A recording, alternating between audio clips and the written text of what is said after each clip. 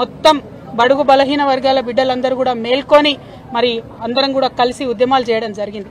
మీ అందరికీ తెలుసు, తెలంగాణ జాగృతి నుండి గత 13 ఏళ్ల కింద ఉమ్మడి ఆంధ్రప్రదేశ్లోనే అసెంబ్లీలో అంబేద్కర్ విగ్రహం పెట్టాలని అడిగినటువంటి సంస్థ జాగృతి సంస్థ.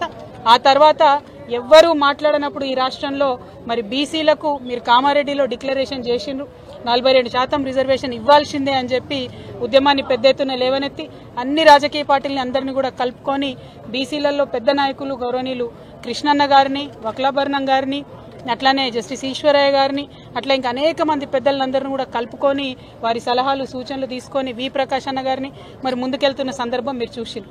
ఇవాళ జాగృతి సంస్థ చేసినటువంటి ఉద్యమాలు ఒక బలమైన ప్రతిపక్ష పార్టీగా బీఆర్ఎస్ పార్టీ గలమెత్తినటువంటి అంశాలు ఇవన్నీ చూసి భయపడి కాంగ్రెస్ పార్టీ బీసీలకు బిల్లు పెడతానని నిన్న చెప్పడం అన్నది మనందరికి కూడా గర్వకారణం.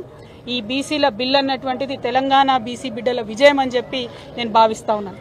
కానీ ఒకటి గుర్తుపెట్టుకోవాలి, ఇది తొలి విజయం మాత్రమే.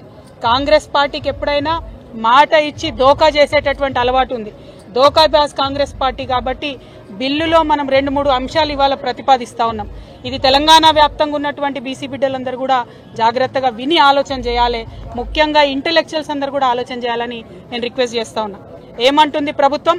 ఒకటే బిల్లు 42% పెట్టి దాన్ని కేంద్ర ప్రభుత్వానికి పంపించి చేతులు దులుపుకుంటామంటున్నారు. కానీ ఎన్నికలలో అట్లా చెప్పలే, 42% ఇస్తాం రిజర్వేషన్ అని చెప్పిను.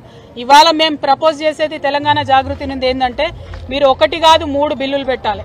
ఎందుకోసం 3 బిల్లులు పెట్టాలి? మీరు 46% బీసీలు ఉన్నారని చెప్పారు. మరి 46% బీసీ ఆడబిడ్డలైనా మగబిడ్డలైనా చదువుకోవడానికి విద్యలో 46% రిజర్వేషన్లతోనే ఒక బిల్లు పెట్టాలి.